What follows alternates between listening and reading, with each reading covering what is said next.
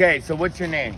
Chris Black. Chris. I've known you for about, probably 10 years now. 10 years plus. Yeah. Seeing you here and there, but we're friends, just, not just acquaintances. I would help you out in need, but so I know you're not homeless at the moment, but you've been through the struggle. Yeah. So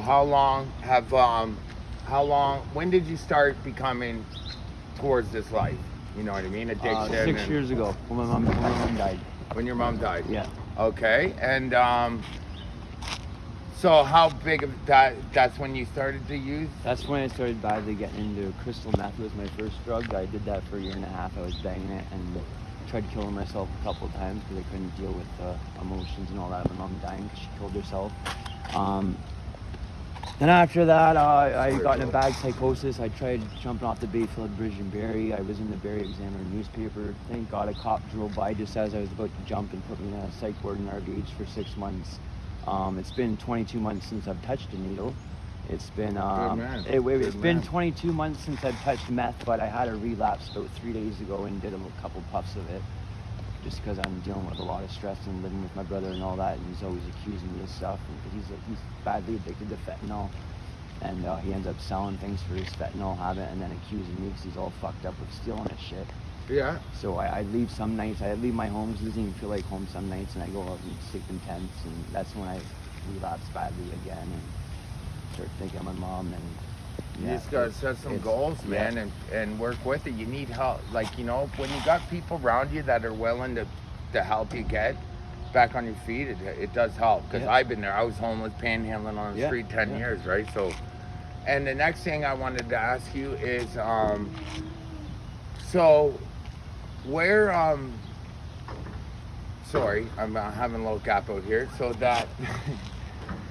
So how bad is it around here? How bad is it the guest house? We're in the town Midland, Ontario. That's what I wanted to say. I forgot to mention that. It's Midland, Ontario.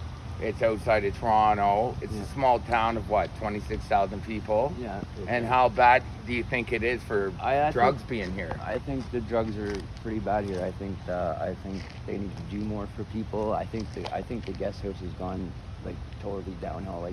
I've been hearing from a lot of people at the guest house that stay there that they got to buy their own food. They got to bring their own food there now because the staff there can't even feed them. They can't even afford toilet paper. They can't afford garbage bags, and they're kicking everybody out all day. And it's not even really helping. I don't think it's helping when they kick people out every day 8 to 4. I don't think that's really helping them. They're not trying to help anybody do better. And everybody that's kicked out all day is. What are they doing besides drugs? That's all they're doing. So they're not getting the proper help. Yeah, there's people out there that love being homeless and don't even want to get help or apply for OW or anything. They don't want the help. It's they enjoy it. But there's people out there that actually need the help and want the help, but they don't get it. Yeah. It's the people that do get the help are the people that keep fucking up and don't want to change. Yeah. It's like they're talking or something or giving information for them to get, because I know a bunch of people that are getting put in motels constantly and getting kicked out because they've been caught doing crack over by the motel owners and shit, and then next thing you know they're back in there the next day.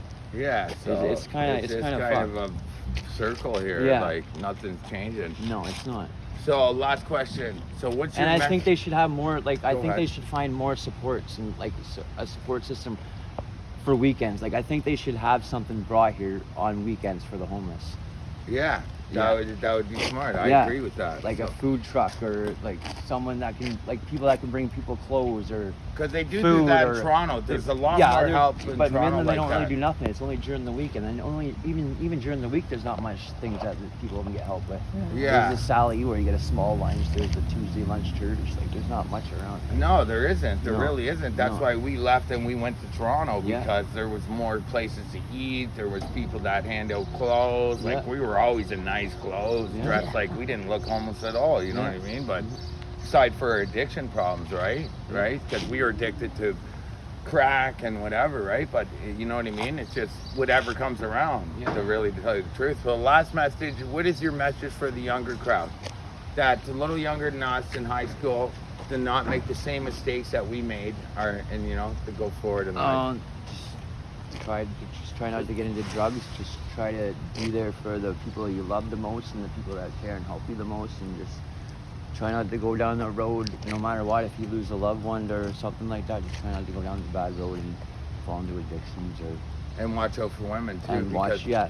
Because women will get you in. Well, not saying watch out for women, but make sure you're in the right relationship where you're not. Exactly. It could work both ways for women to men, you know, to men to women, right? Yeah. The women could be in the wrong relationship, the men could be in the wrong relationship, but Yeah. you know what I mean? Because I Yeah. know you've had a little stressful thing. Thanks, Chris. Appreciate problem. it, man. Respect, Thank you. brother. Yeah. Right Thank you, on. Chris. Yeah.